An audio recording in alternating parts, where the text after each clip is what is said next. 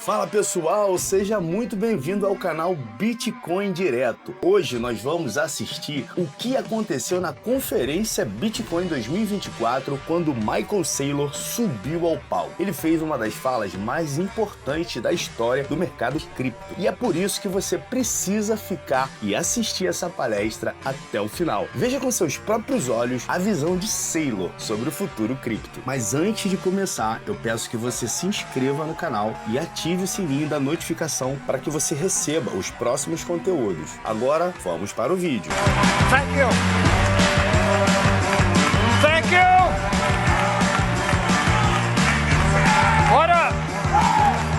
What an awesome gathering of Bitcoiners.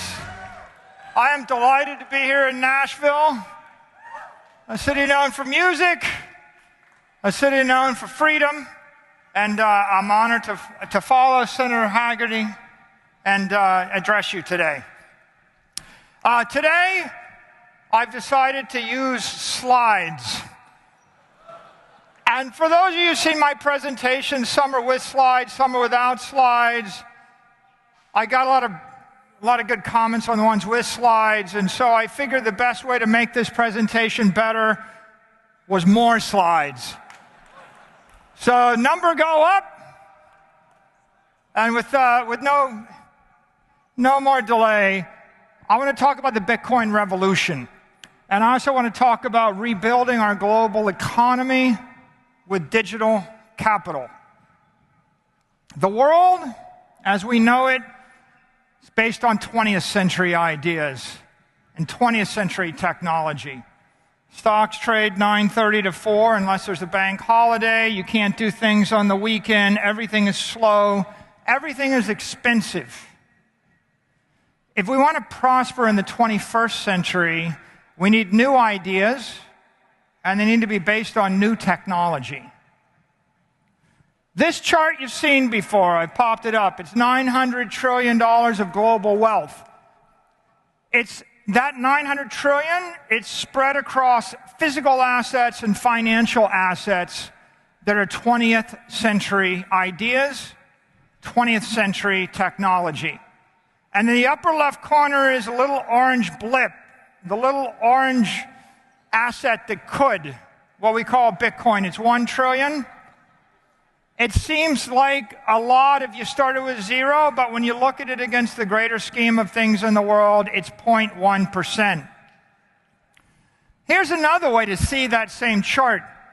It's not 900 trillion of assets. It's a bunch of assets held for their utility value and a bunch of assets held as a store of value, long-term capital. When I buy a house, I want to live in it. But when I buy a bunch of bonds, I just put my money there because I didn't know what else to do with the money. And when you start to see the world as a big chunk of long-term capital, $450 trillion or more of capital, and you start to think about the way we store that capital, you see the engine for the revolution. The global economy struggles because we're relying upon imperfect assets and imperfect systems to store that capital. It's crippling our capital preservation. So how do we engineer a better system? Well, this is Tesla, and Tesla had a quote. He said, "You want to understand the universe? Think in terms of energy, frequency, and vibration." I'm going to translate that. I'm going to talk about the physics of money now. What are the physics of money? Energy is money, or capital, or wealth. You could use them interchangeably for this speech. Frequency is about the duration or the lifespan. How long will it take? A minute, an hour, a year, a century? And we vibrate money every time we trade with each other, or we transfer from one locale to another, or we transform a property into another type of asset. And so here is an important equation.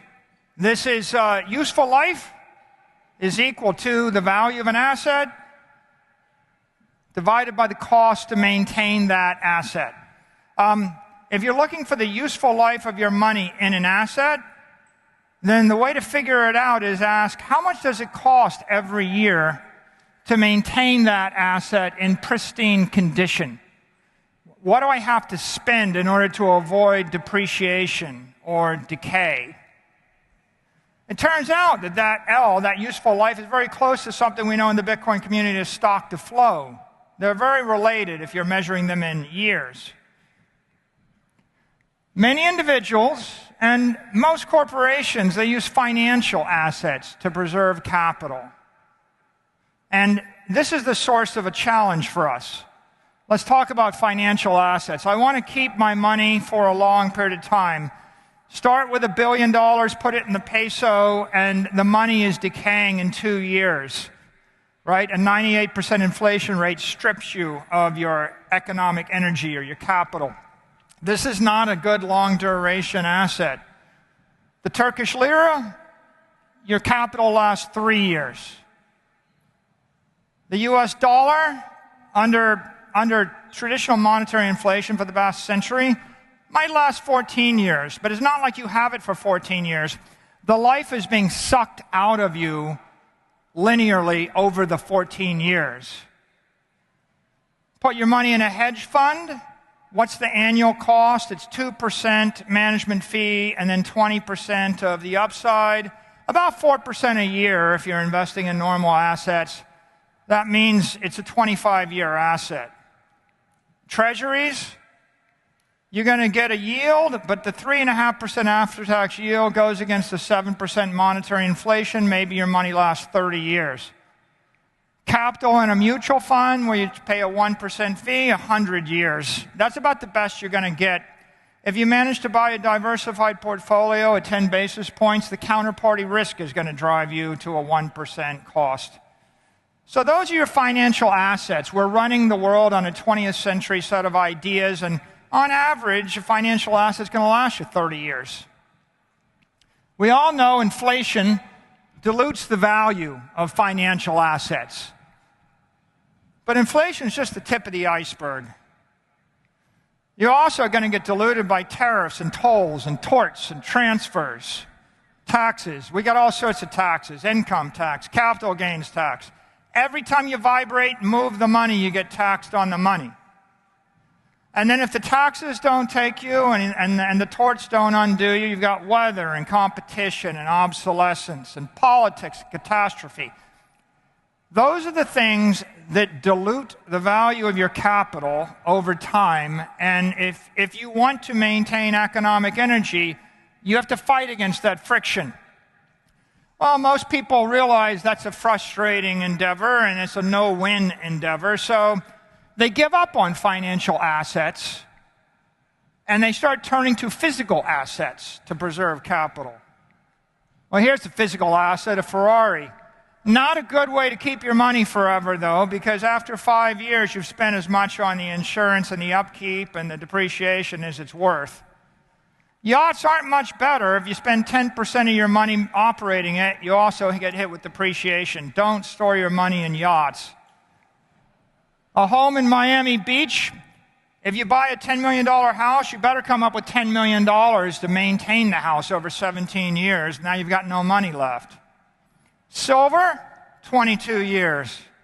A warehouse, 40 years, maybe 50 years. Bar of gold, 62 years. A painting, 72 years. Land, the average property tax in the United States is 1.1%. That means your money is going to last 91 years unless the government reassesses the value of your property. Then it's going to last less than 91 years.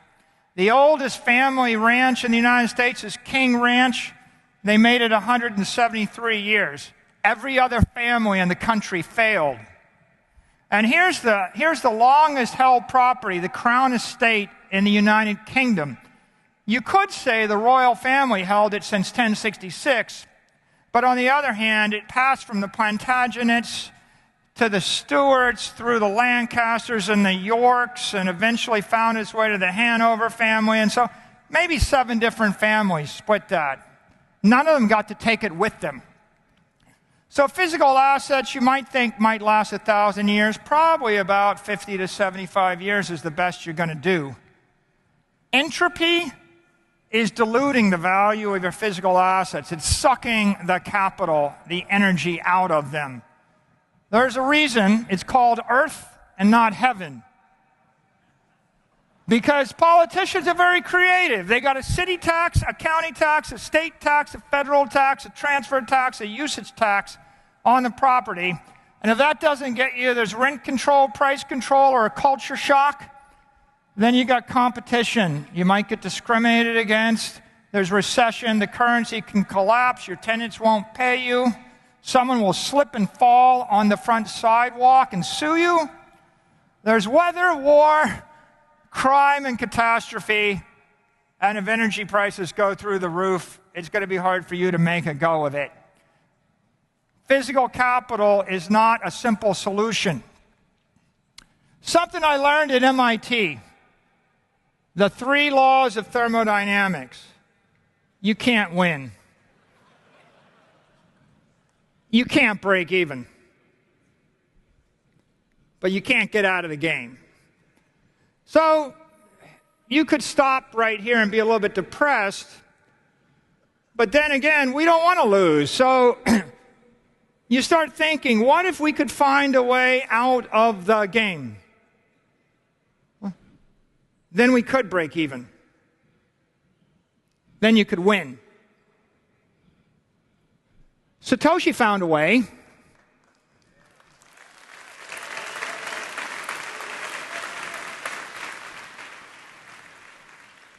He gave it away. And he went away. And that's Bitcoin. Bitcoin is digital capital. That's what he created.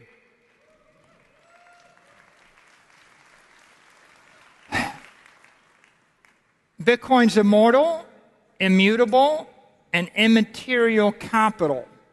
And I use that in this sense. It's got an infinite lifespan. It's not being attacked by the forces of weather and entropy and inflation. It's immaterial in the sense that it's not in the physical world. It's not suffering from all of those parade of horribles that are the scourge of financial and physical assets. And it is the solution to our economic dilemma. The transformation of our capital from financial and physical assets to digital assets, it solves the problem that we're all facing. Now, how long-lived is Bitcoin? Well, take your Bitcoin and put it at scale with a custodian, an institutional-grade custodian. You pay 10 basis points. By the first law of money, that means you're going to last 1,000 years. The custodian might not last 1,000 years, but that doesn't matter because you can move the Bitcoin every year or every decade, and you can stay one step ahead of the custodians failing. You can't teleport a building. You can't teleport the King Ranch. And so Bitcoin is that thing that you can move. Say you custody your Bitcoin. You can self-custody your Bitcoin for about 1 basis point a year, assuming you buy good hardware wallets and signing devices and spend a day a year to keep track of it. Now you've got a 10,000-year asset. And what happens if you give it to the AI? Well, an AI or a computer program can maintain those private keys for the cost of electricity. You've got a 100,000-year asset. The AIs are going to want the Bitcoin. If they have a choice between owning the Bitcoin and owning the ranch in Texas or owning the bar of gold or owning the Argentine peso, it's pretty obvious what they're going to want, and you can see here why they're going to want it. Digital assets are in a class all their own. When you compare them to all the other assets that you can use for capital preservation, you can see they're off the scale. Everything else is living in the domain of 30, 40, 50 years, and you're in the domain of 1,000 to 100,000 years. It's a breakthrough in capital preservation, but it makes it a revolution in economics. If you would be rich, trade wisely. And here's a very simple principle. Trade temporary for permanent. Trade your ice cream cone that's melting for the peso for the dollar for the land, and the land for the Bitcoin. Trade the currency for capital. Trade something fragile for something resilient. Trade something local for something global. Trade something physical for something digital. Trade the security for the commodity. Trade the commodity for the scarcity. You can't go wrong moving in that direction. So let's talk about some great trades in history, some trillion-dollar trades. The Dutch understood naval power. They understood ships. They had thousands of them. They bought the best port in the New World for a couple of $100 in plastic and textile trinkets.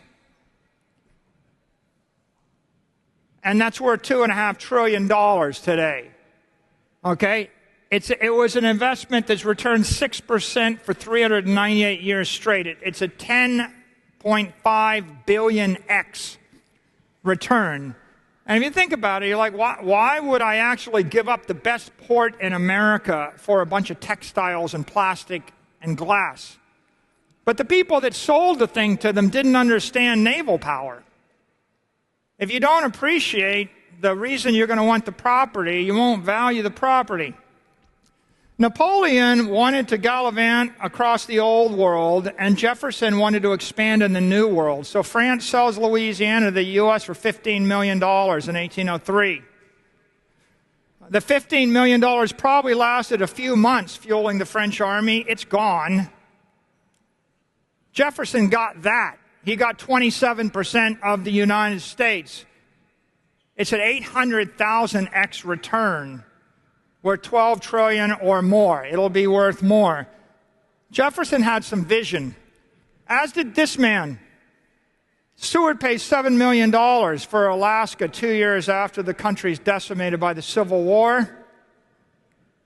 John D. Rockefeller is trying to start an oil company. Today, there's $1 trillion of oil underneath Alaska. It's a massive return for a piece of paper. How much is digital capital worth? Take the $450 trillion, multiply by 3%. That's your entropy cost or your inflation cost. It costs the world $13.5 billion a year to take all of those parade of horribles when they're trying to preserve their wealth. If you put a 20 P to E on it, like you'd value a company or a long-duration bond, that's worth $270 trillion. So digital capital is worth 10, 20, 15 trillion a year, and is worth hundreds of trillions of dollars. Reality check. Is he full of BS? Well, digital capital is returning 55% for the past 4 years. Financial capital, the best in the world, is the bond. It's minus 5%. Imagine capitalizing your company or your country on a minus 5% instead of a plus 55%. It's obviously working. And now let's come back to my chart here. Global wealth, we can look at it like this, and we see the little Bitcoin, square in the left corner. But what's happening? Here's my macro Bitcoin forecast. It's 21 years. Goes out to the year 2045. What do I think will happen? Well, I've got a bear case and a bull case, but what I think will happen is that 55% ARR goes to 50%, 45, 40, 35, 30, 25, 20. It's between 50 and 20. It'll gradually decelerate till it's growing about twice as fast as the S&P index. And at that rate, Bitcoin's $13 million a coin in the year 2045. 13 million. It could be a 3 million bear case. It could be a 49 million bull case. But what is Bitcoin? 7% of the world's assets then. What about the rest of the assets? Well, I actually think that AIs and technology are going to revolutionize tech. We had no companies worth $1 trillion. Then we had a bunch of $1 trillion companies.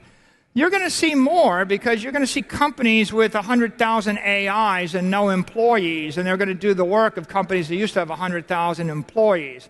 You're going to see mega corps develop, shipping robots and self-driving cars and a company that gives a personal physician to 1 billion people without any doctors on the payroll. So clearly, equity is going to grow fast. Gold's going to get demonetized. Land will be less monetized. But look, here's the future in 2045. Doesn't look that revolutionary. It looks like today. It's just that Bitcoin is visible on the chart to you. When Bitcoin is visible, that's going to be the base case. Now, what are the implications of this? How do you make money? Well, let's talk about individual Bitcoin strategy. What should you do? Make Bitcoin your primary treasury asset. Convert your excess earnings to Bitcoin. Utilize subsidized credit. If the government will loan you money, borrow the money at cheap rates and buy Bitcoin, and find a tax-efficient way to invest the Bitcoin. What shouldn't you do? Don't quit your day job. Don't lose your focus on Bitcoin. Don't use margin loans and trade with leverage. You get wiped out while you're asleep on a Saturday night. That's not good. Good? 30-year loan for 3% backed by the government on your land. Bad? Overnight 10x leverage. So what's typical person? Well, we actually model an individual, and we said, what if you had $750,000 in net assets, and you made $200,000 a year, and you're going to make 5% more every year, and you got a savings rate of 25%, and you can invest $50,000 a year. Well, there's a lot of strategies. You could be the normie and do a normal strategy, diversified portfolio. You can be a 10%er, and you can put 10% of your assets into Bitcoin. You can be a BTC maxi and put 80% of your assets and put 80% of your earnings into Bitcoin. You could be a double maxi, and that's when you basically take an extra $250,000 loan against the house.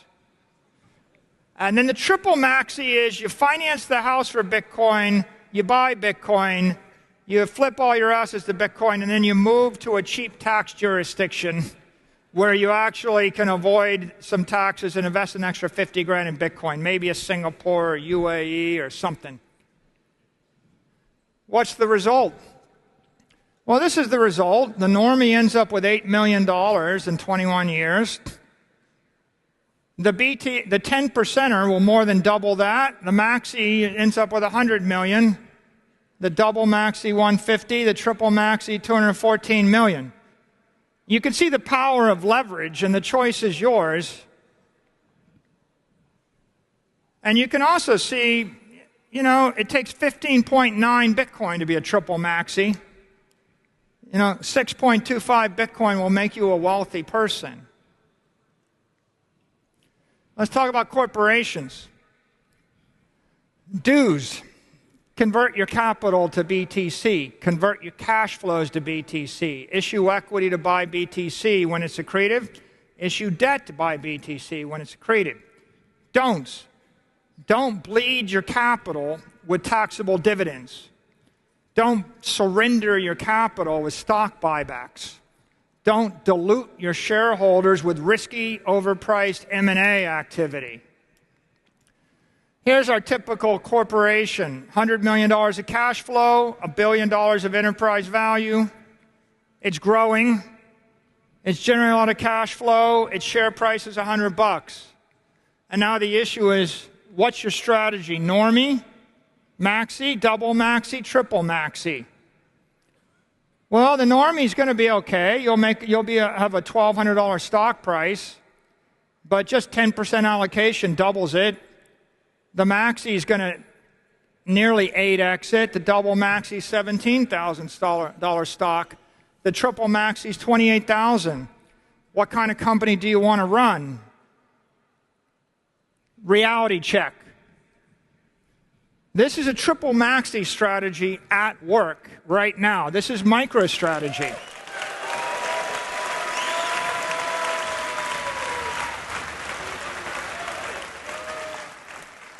It will be 48 months on August 10th of this year since we started down this road. 48 months. And if you're running a company, and there's 300 million companies out there, if you're running a company and you think you can do what Microsoft and Apple and Google do, then good for you. You can get to a 20 to 25% ARR. If you want to copy NVIDIA, you will beat everybody. But I think that right now in the boardrooms of Microsoft and Apple and Google and Tesla, they're stressed out about copying NVIDIA. And the irony is, it's easy to copy MicroStrategy. I just gave you the playbook. It's simple.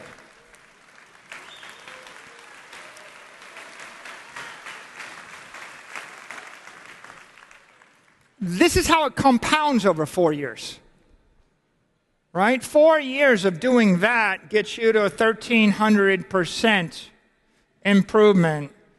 So, bottom line, build a strong capital structure, avoid dilutive financial practices. Let's talk about an institution. You got a church, a charity, an endowment of Harvard, any nonprofit. What should you do?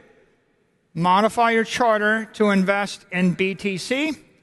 Reallocate from short-term duration assets to long-duration assets. You wouldn't invest in ice cream cones. Don't invest in the peso, but why are you holding 20-year financial instruments? Don't own 50-year physical land instruments. Buy a 1,000-year instrument. Use BTC. BTC is the cost of capital, not the S&P. The S&P is 13%. BTC is 55%. Right? Think of 55%. That's your cost of capital. And then use intelligent leverage. Okay, here's our model, $1 billion portfolio. You want to be a normie, a maxi, a triple maxi. Here, at the maxi, we just said put 100% in at the double maxi, and triple maxi is take 10% leverage. And that's what happens. You start with $1 billion, and in 21 years, you'll have $5 billion of your normie, and you'll be patting yourself on the back, talking about what a good job you've done managing the endowment. But it could have been 300 billion. It could have been 100x. Not that hard, very straightforward. Now let's talk about wealth of nations. This is the interesting one. What's the national Bitcoin strategy? Do's and don'ts. Well, reallocate your treasury from gold and bonds, they're short duration assets, to a 10,000-year asset. Issue currency to buy Bitcoin, issue debt to buy the Bitcoin, encourage Bitcoin ownership with favorable laws, protect self-custody for individuals and corporations, and support integration with the banking system of your country. Those are all do's. The don't pursue policies hostile to Bitcoin and Bitcoin holders.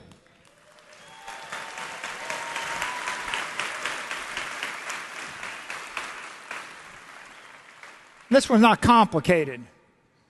Now let's say you're an indebted country. You're actually in debt. You're running a deficit.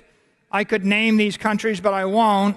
I'm just going to say you owe a lot of money and you're struggling, your interest rates are high, and you don't know what to do. Well, here's your strategies. Are you a normie or a 10%er or a maxi, double maxi, or triple maxi? The maxi is you put a third of your treasury into this. A double maxi is 65%. And a triple maxi is put all your treasury into it and start issuing debt. For those of you who can actually read, right, the subtext of this is the first country to buy Bitcoin by issuing its own currency wins. This is simple. You print paper.